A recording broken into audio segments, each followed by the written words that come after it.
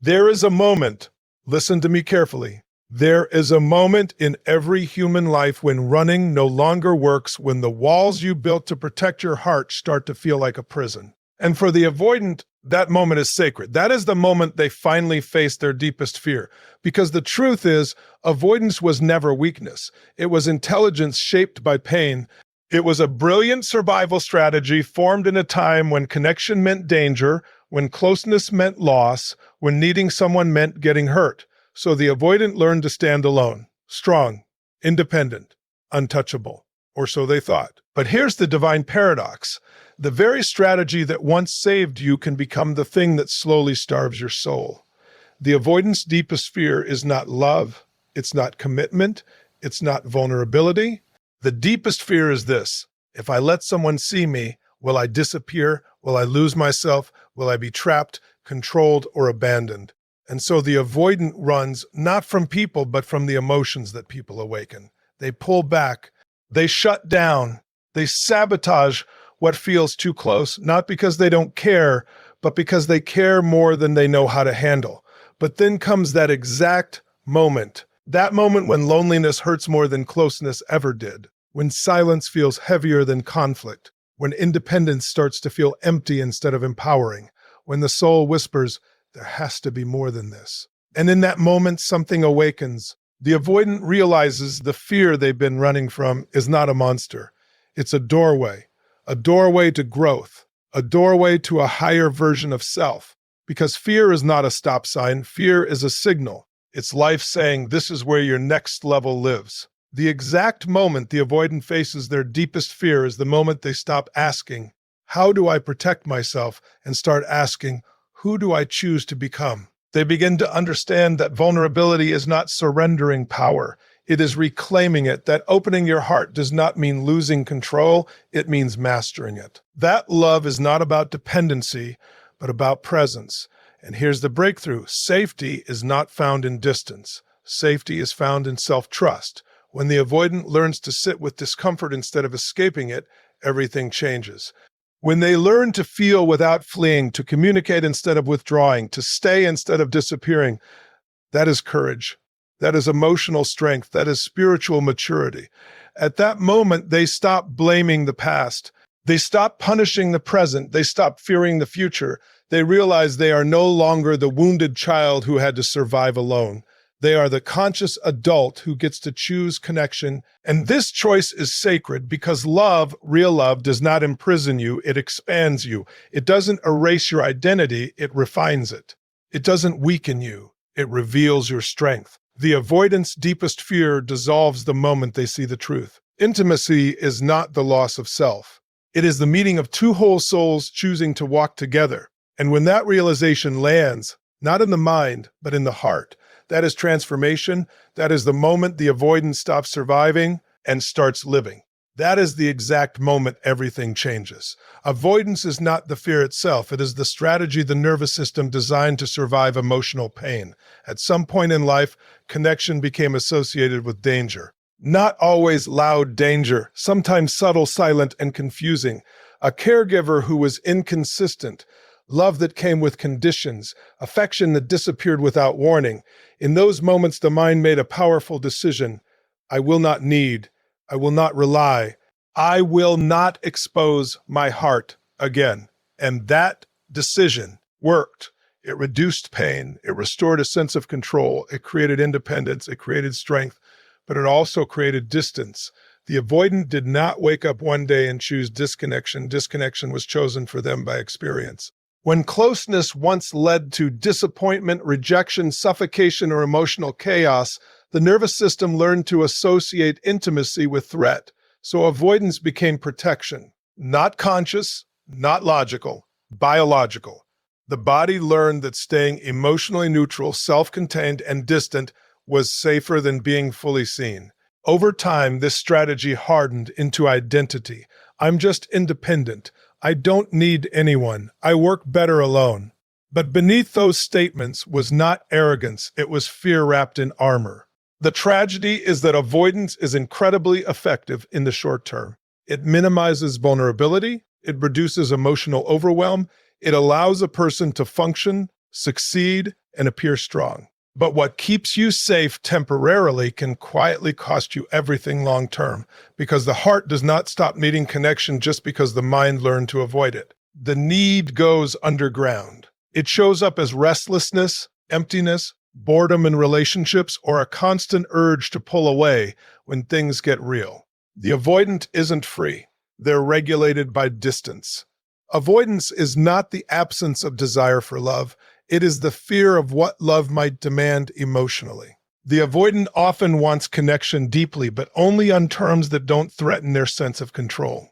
When emotions rise, when expectations form, when vulnerability is required, the old survival strategy activates. Withdraw, detach, rationalize, sabotage. Not because the other person is wrong, but because the body believes closeness equals danger. And here's the deeper truth. Avoidance is not about other people at all. It's about unprocessed pain. Pain that was never given language, pain that was never validated, pain that taught the system your needs are unsafe. So the avoidant learned to need less, feel less, expect less, but shrinking your needs is not healing. It is self-abandonment disguised as strength. The moment growth begins is when the avoidant realizes this strategy is outdated. It was built for survival in a past environment, not for intimacy in the present. What once protected the heart now limits it.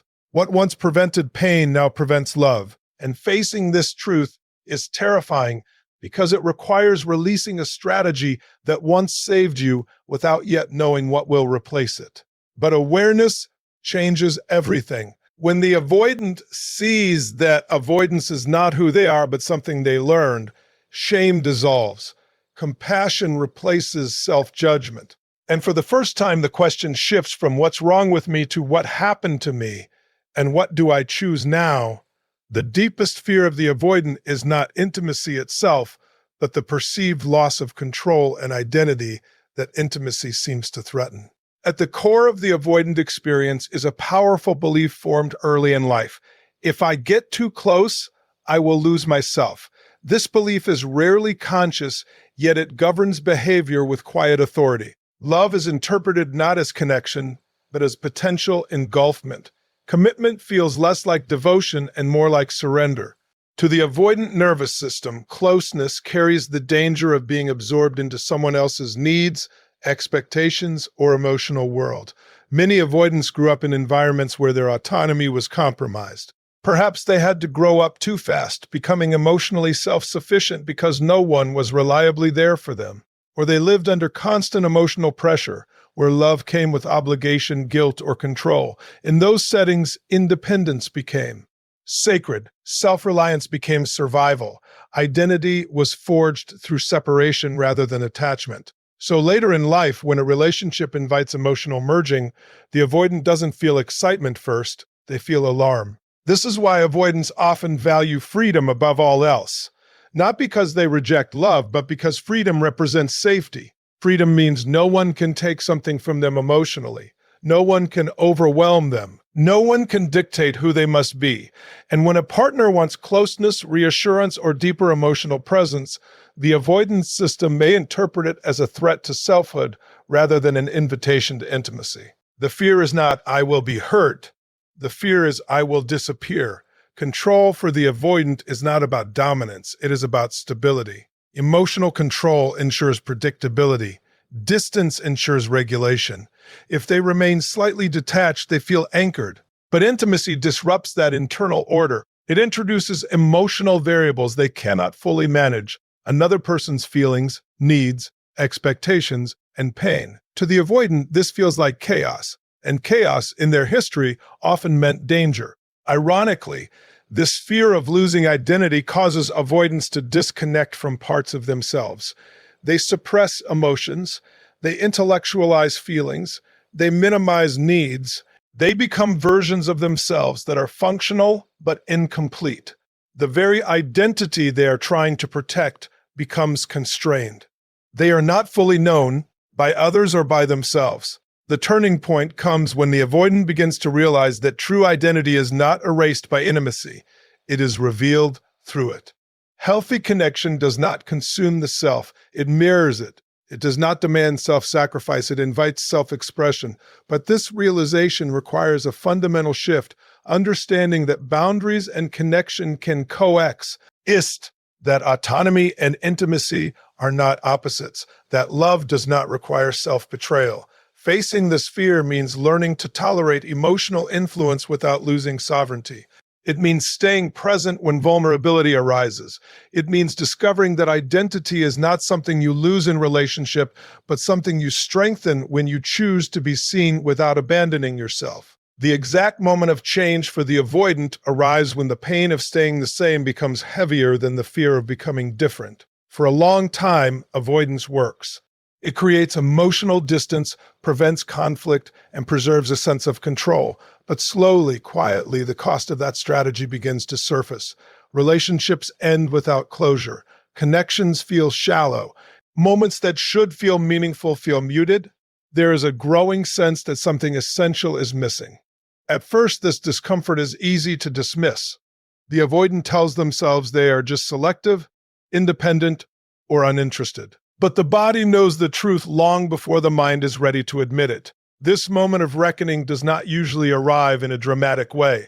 It often comes in silence, in the space after a breakup that didn't have to happen, in the emptiness of success that feels strangely hollow, in the realization that freedom without connection starts to feel like isolation. The avoidant begins to notice a pattern. The same ending, different person. The same urge to pull away when things get real. The same relief followed by regret, and in that pattern, a question emerges that can no longer be ignored. What if I am the common denominator? This is where transformation begins, not with blame, but with awareness. The avoidant starts to see that avoidance is not protecting them from pain, it is quietly creating it. The short-term relief of distance is now outweighed by the long T. RMAche of disconnection. Loneliness begins to hurt more than vulnerability ever did. The familiar safety of emotional detachment no longer feels safe. It feels limiting. And this internal pressure builds until the system reaches a tipping point. At this moment, fear does not disappear. In fact, it intensifies because now the avoidant is standing between two pains, the pain of opening up and the pain of staying closed. What changes is not the absence of fear, but the hierarchy of pain. Avoidance is no longer the lesser evil, it is now the greater cost. And when that shift happens, courage becomes possible. This is the moment when the avoidant chooses presence over escape, when they stay in the conversation instead of shutting down, when they feel the urge to withdraw and decide to remain, when they risk expressing a need instead of suppressing it. These moments may look small from the outside, but internally they are revolutionary. They represent the nervous system learning that discomfort does not equal danger. Growth happens when the avoidant realizes that fear is not a command, it is a signal pointing toward the very place where expansion is required. The moment the pain of avoidance outweighs the fear of vulnerability is the moment the old strategy begins to loosen its grip. And in that space, a new way of relating becomes possible. Not perfect, not easy, but honest. Honest enough to finally allow connection to take root. For the avoidant, safety has long been defined by distance. Space meant calm. Detachment meant control. Independence meant protection. Early experiences taught the nervous system that closeness came with emotional unpredictability, expectations, demands, disappointment, or loss of autonomy. So safety became synonymous with self-containment. The fewer emotional ties, the fewer threats. This definition of safety worked when emotional resources were limited and trust felt risky. But over time, this outdated definition begins to fracture under the weight of lived experience. The shift begins when the avoidant realizes that distance does not actually create peace, it only postpones discomfort. Emotional avoidance may prevent immediate overwhelm, but it also prevents repair, understanding, and genuine intimacy. The avoidant starts to notice that no matter how far they pull back, unease follows. Silence does not bring relief anymore. Withdrawal does not restore equilibrium. Instead, it amplifies a quiet sense of disconnection. This is the first crack in the old belief that space equals safety. Redefining safety requires a radical internal reorientation. Safety is no longer about eliminating emotional exposure. It becomes about increasing emotional capacity. The avoidant begins to understand that safety is not found in the absence of vulnerability, but in the ability to remain grounded while being vulnerable. It is not about controlling circumstances or people, but about trusting one's own ability to respond. This realization is profound because it shifts power from external distance to internal stability. At this stage, the avoidant starts to experiment with staying present. They notice the urge to retreat when emotions intensify and choose, even briefly, not to act on it. They remain in conversations that feel uncomfortable.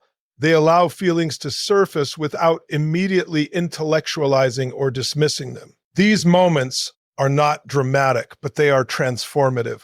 Each time the avoidant stays instead of escaping, the nervous system learns something new.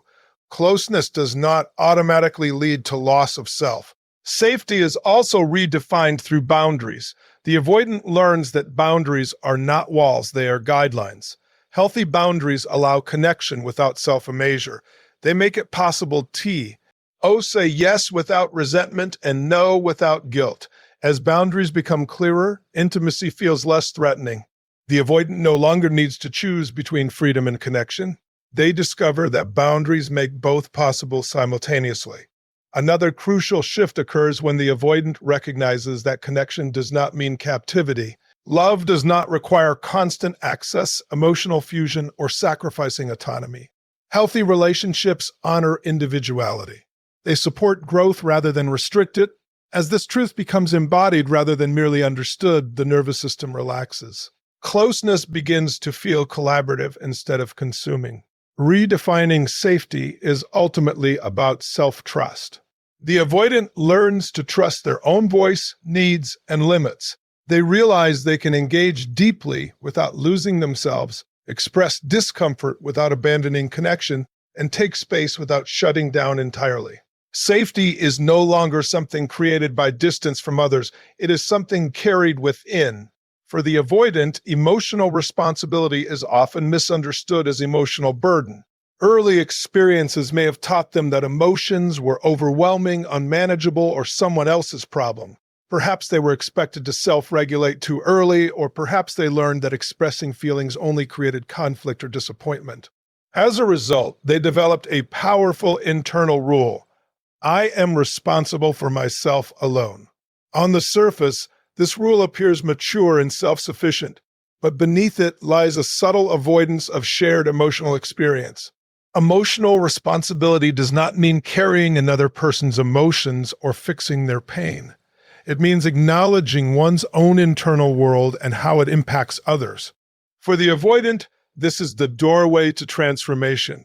Avoidance thrives on disconnection from feeling. Responsibility begins with reconnection. It asks the avoidant to notice what they feel, name it honestly, and take ownership of how they respond rather than withdrawing, dismissing, or shutting down. At first, this feels threatening. Responsibility implies presence. It means staying in emotional moments instead of escaping them. It means recognizing that silence, withdrawal, and emotional distance are not neutral acts. They are behaviors that affect the nervous systems of others. The avoidant may not intend to hurt, but impact does not require intention.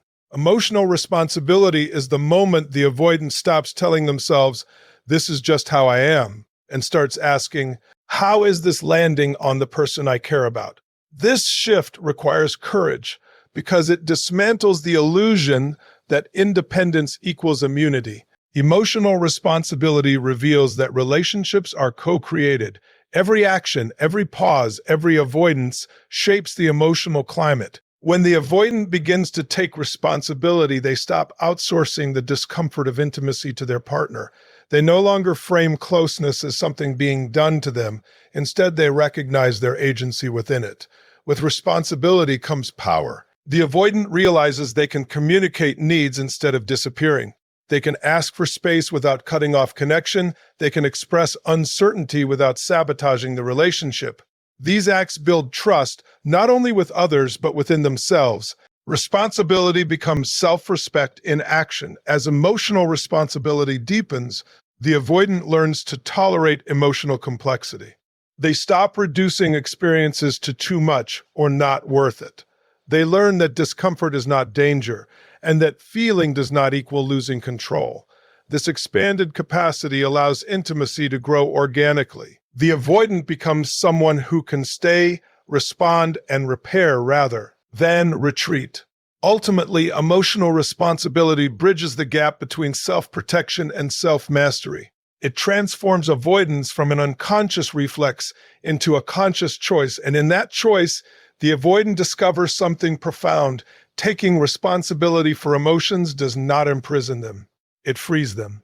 For the avoidant, the choice between courage and conditioning is the final and most defining crossroads.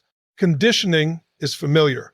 It is the automatic response shaped by past experiences, emotional wounds, and learned survival patterns. It whispers, pull back, stay guarded, don't need too much.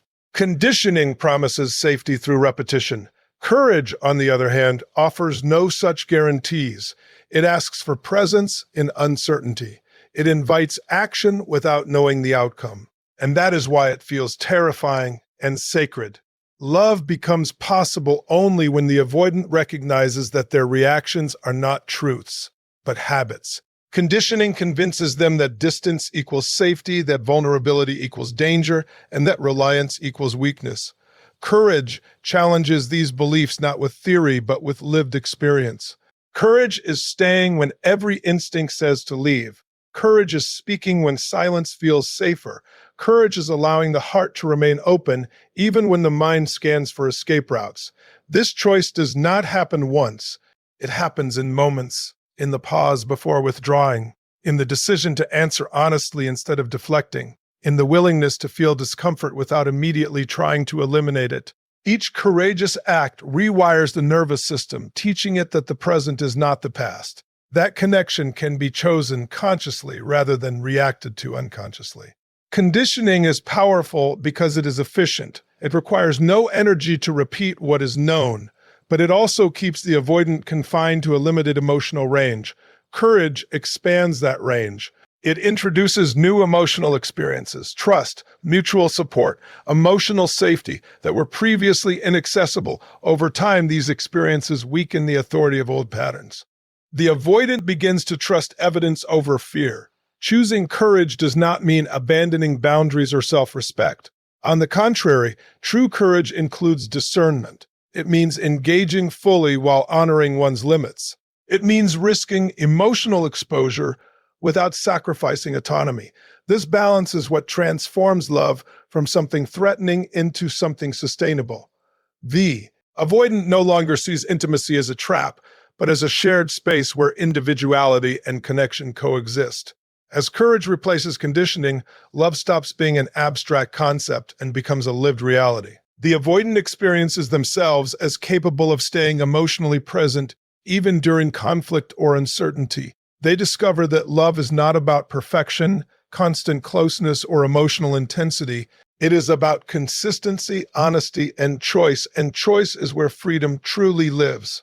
In this space, love is no longer something that happens to the avoidant. It is something they actively participate in. They are no longer driven by fear of loss, engulfment, or abandonment. They are guided by intention. And when love is chosen from courage rather than conditioning, it ceases to be a threat. It becomes a practice of growth, trust, and shared humanity. Thank you for giving yourself the courage to listen, reflect, and grow.